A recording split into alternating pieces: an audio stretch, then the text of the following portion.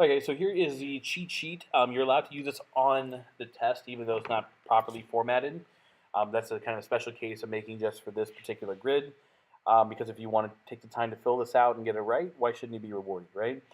So the intention of this grid is to take all the information that we've scattered across like 4 or 5 notes and give you like a quick reference guide. Um, so if we talk about any of these things, you know exactly what you're looking for. All right, so let's get started. Let's do this quick. So let's talk translations. We're talking about the sketch. And so on your sketch, I mean, you just got to represent a translations happening, but you should make it really good in the sense that if you look at it, you have a good sense like what's really important and what's not. So let's say we take this triangle ABC and I'm going to translate it. We should note that the translation is going to maintain the orientation of the shape. And so we can even just like do a quick copy paste here. But it should just be moved somewhere, right? So we should move it to like here. So that's all translation is going to happen. Now, if this were me, I'd also take some time to fill in like what's important, in which case these vectors. That's ultimately what you'll see when you see a translation is that. Let's talk about reflection. So I'm going to cheat a little bit again. So let's do this. Oops.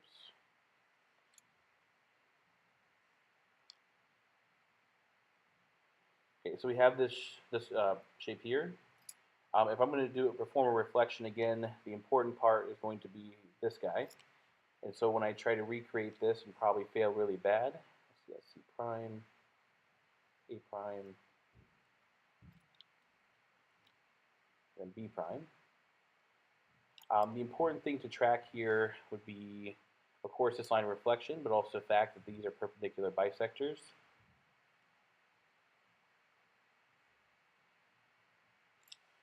To get your reflection, let's talk rotation. Rotations are probably by far the most difficult ones to track. Like, I know if you're have done the Khan Academy stuff already, these are the ones that are totally giving you fits. But the whole idea here behind a rotation is that you just have some kind of twisting going on. So it was here, and now I'm just kind of rotating it around like here. For this example, I'm going to use C as a point of rotation. So if I rotate this around C, C should stay put, and I'm just going to rotate like that. Okay, so let's mark some important information here. Let's change these, of course, to primes. But in the end, we have to show a center of rotation and an angle of rotation. So that would be our rotation. Let's talk dilation. This is where the shape's actually literally getting bigger. So you have this shape. I'm going to do this dilation a little bit differently. This is a variation I'm sure you've seen in the past where the object gets bigger by going around it. All right. So that's prime, prime, prime. So in this particular case, the center dilation would be in the middle, and it would again cross both the pre-image and image points, and would travel along until you get to the prime locations. So that's what you're looking for in terms of the sketch, just kind of what's happening. But the big takeaway is that's just a slide, that's just a flip, that's just a spin, and that's just a getting bigger, getting smaller. Which if you're looking for the visual casual cue, that's what we probably need to write down. So if we're talking a translation, it's just a slide. A reflection is a flip. Rotation is a spin, turn, whatever you guys want to call it. And a dilation is a resize. Okay, when we talk algebraic cue, what we're really talking about are the rules. So I'll kind of recount some of the stuff that we had from before. The algebraic rule should always start out as like xy going to something else. In this case, it's going to be x plus a and then y plus b. Because if I'm going to accomplish any kind of sliding activity, these have to be addition or subtraction, and that's the most important part of that rule. When you talk about a flip, a reflection, again, we're going to have x, y going to something else. Now, there's lots of variations of this rule, but basically, you got to use x and y again. So this one's going to be like plus or minus x again, plus or minus y again, or x, y is going to go to like plus or minus y, plus or minus x. So depending on how you're actually like flipping it around, These things are going to maintain, of course, the same distance, so we're going to use x and y. This can be kind of in different locations. Now here's where it kind of gets tricky because what you'll find is that that's not going down.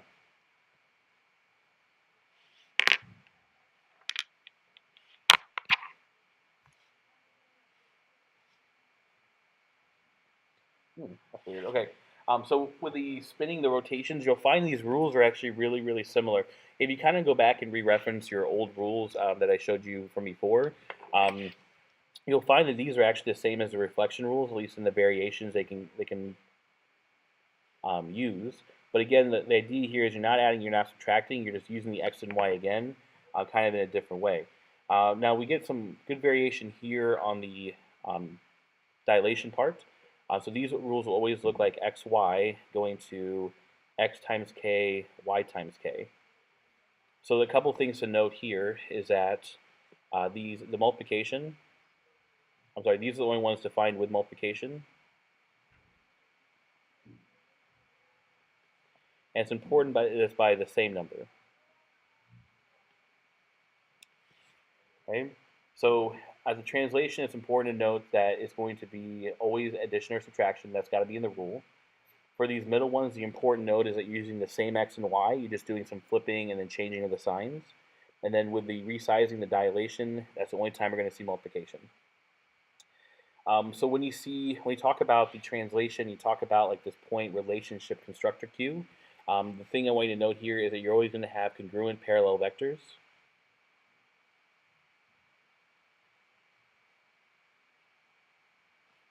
Okay, and we'll just do a really quick sketch really fast. So if I have like this triangle, I'm moving into this triangle, I better see these vectors of movement, and they better both be congruent and parallel.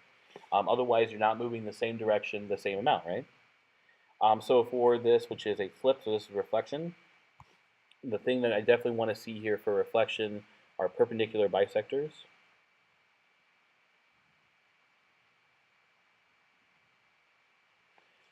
So again, a really quick kind of picture. Let's say I have this triangle and I'm flipping to make it this triangle.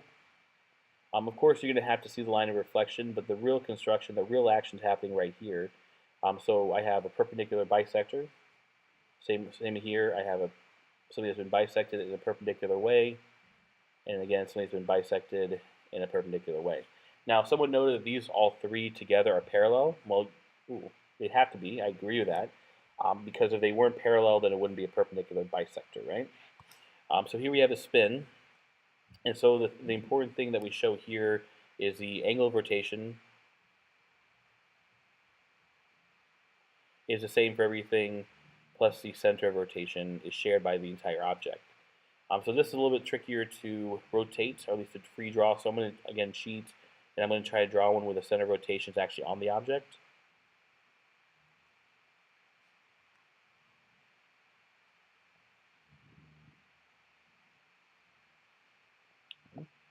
So here we have the center of rotation, and then we have this angle of rotation. Now I'm going to switch colors here so I can demonstrate the other part of this. So if I look at all three pieces, they should all actually follow the same center. Two in this case, of course, because the other we're using one point as center of rotation. But you notice like they both use the same center of rotation, and they're both at roughly a 90-degree angle, and so that's how we show rotation. For a dilation, which is going to be a new thing for us, we have to show the center of dilation, the lines of dilation, and if we can, demonstrate the k-factor. So in practice, what I mean is if I have like this object, and I have the center of rotation, let's say right here, these should all emanate out from the center of rotation. My new object should follow and be on these lines, and it should also be parallel to my original side lengths, which helps maintain our k-factor.